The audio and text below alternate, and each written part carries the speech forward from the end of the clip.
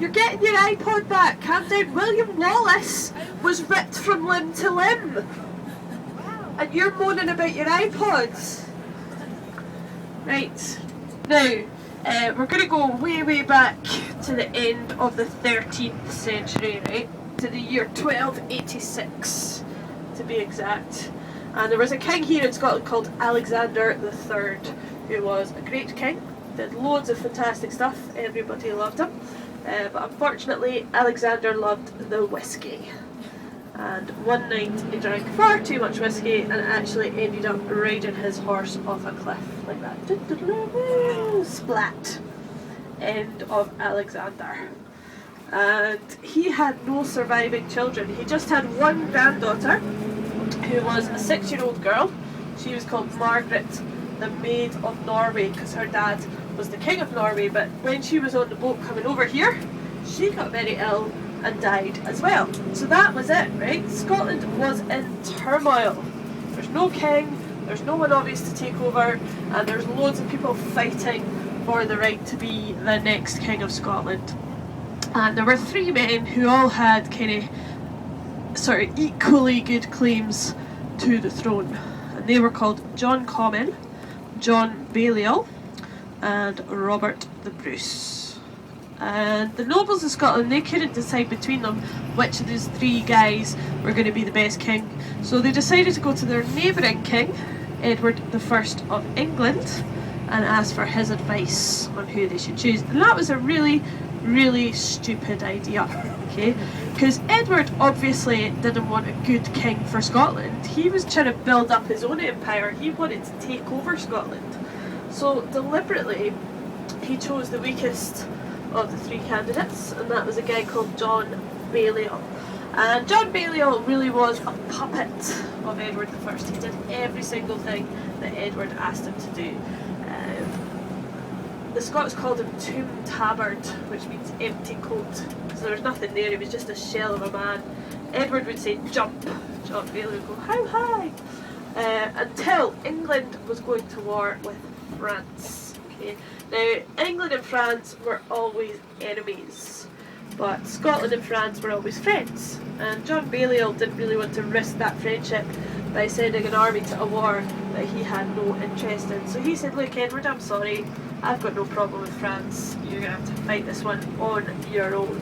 So Edward obviously was furious, sent his army up here to get rid of John Balliol, and he was sent to the Tower of London and then eventually exiled over to France.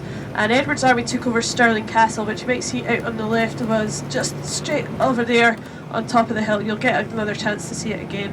It's a bit like Edinburgh Castle, sits up on a volcanic rock over there above the city. So great defensive position. Also, I'll show you the map later on, but Stirling is right in the middle of the narrowest part of Scotland. It's right where the Highlands meet the Lowlands. So in those days, basically, you controlled Stirling Castle, you controlled all of Scotland. And from here, it was really easy for Edward's army to spread out and occupy most of the country. So, where does William Wallace come into this story? Now, Wallace, he was from a place called Elderslie, near Glasgow. And that's mistake number 1 from the film, by the way, because in the film, Mel Gibson wears a kilt. But William Wallace was a lowlander, and only the Highlanders wore the kilt. So we know Wallace never wore one. But where the film's quite accurate there is that he became really properly involved in the struggle against the English after his wife was murdered. She was killed by a guy called William de Hesselrigg, who was the Sheriff of Lanark. He was one of Edward's minions, an Englishman sent up here to keep the Scots under control. And there's a story that William Wallace was out fishing one day, and the Sheriff of Lanark came up to him with a whole group of soldiers and said, excuse me, those are the king's fish, you'll have to give them to me. And Wallace said, no, they're not, they're my fish, I've just caught them, and anyway, Edward isn't my king, so just go away, you horrible little man, or something like that were his exact words.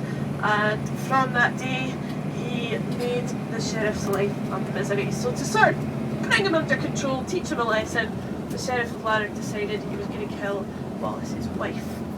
But funnily enough, right, having the love of his life brutally murdered didn't actually make William Wallace want to shut up and do what he was told.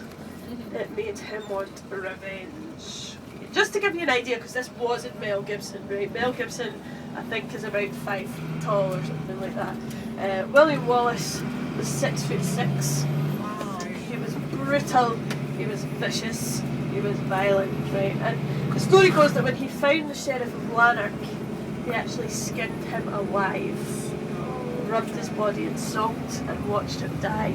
And then he took that skin and made a belt which he wore into every battle. Okay, so that's the kind of guy we're talking about here, a really pleasant chap. And then he marched an army up to Stirling to get rid of the English once and for all. If you look, we're just crossing the River Forth here, okay? You've got Stirling Castle over to the left on that side of the river, and on the other side, just in front of us, is another hill with the monument on the top. That's called the Abbey Craig Hill. The National Wallace Monument stands up there today. So that's where Wallace went, to Abbey Craig Hill, and he met there with a guy called Andrew de Murray, who was a Highlander. So de Murray had a Highland army, Wallace had a Lowland army, and they met there at Abbey Craig Hill to make one big Scottish army. And that was one of the first times that the Highlanders and the Lowlanders came together to fight as one united Scotland. So you got the Scots over there at Abbey Craig Hill, got the English over there at Stirling Castle, and as you saw between the two there is a river called the River Forth.